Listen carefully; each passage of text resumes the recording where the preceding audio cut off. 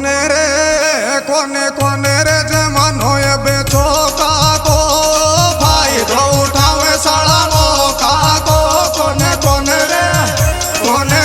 रे जमानो ये बेचो काको फायदो उठावे साला मौका को कोने रे जमानो ये बेचो काको फायदो उठावे साला मौका को।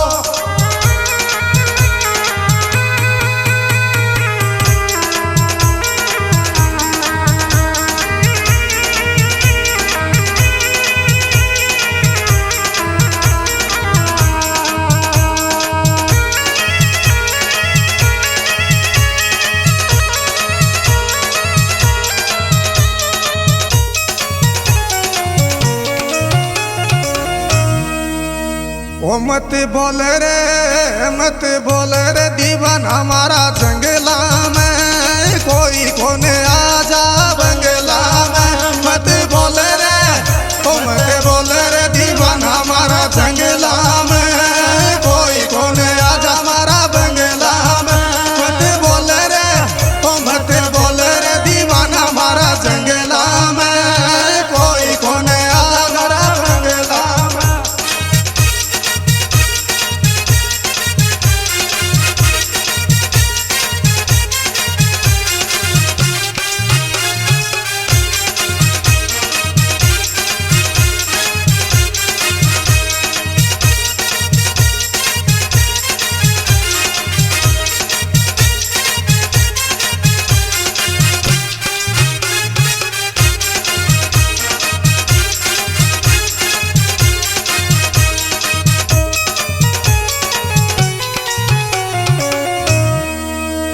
ओ आगो रे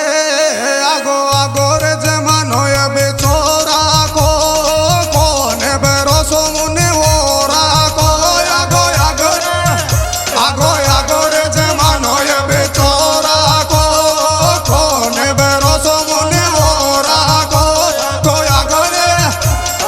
आगो रे जमानो ये बेचोरा को कोने भरोसो मुने ओरा को।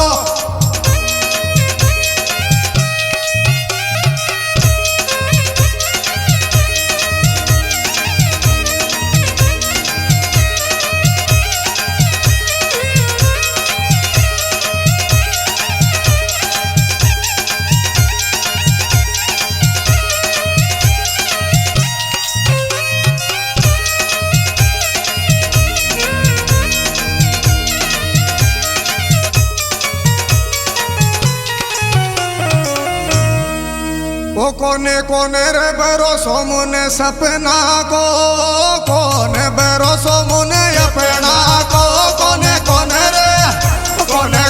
रे भरोसो मुने सपना को कोने भरोसो मुने अपना को कोने रे भरोसो मुने सपना को कोने भरोसो मुने अपना को।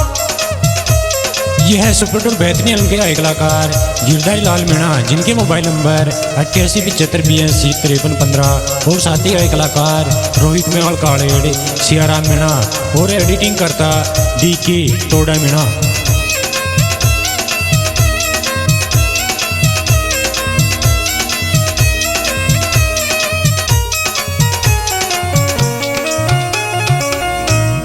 आगो रे जमानो ये बेसेटिंग को कोने जमानो बेटिंग को आगो रे जमानो सेटिंग को कोने जमानो बेटिंग को आगो रे जमानो सेटिंग को कोने जमानो बेटिंग को।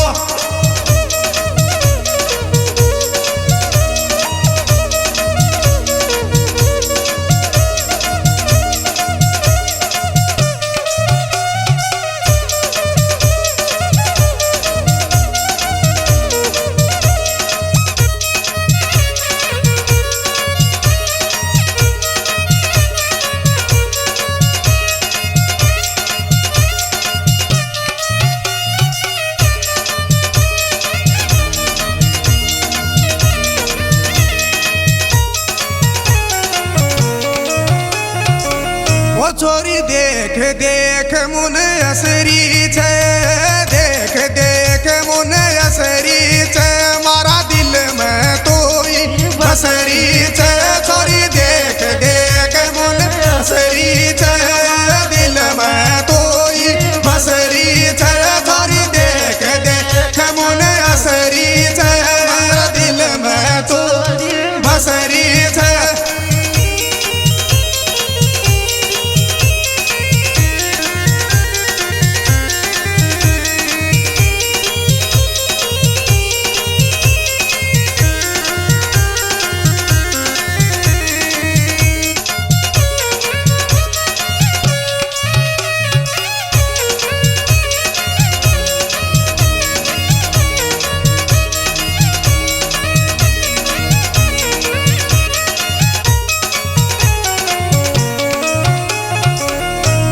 काई चावच रे दुश्मन काया सू चिटिंग करच साला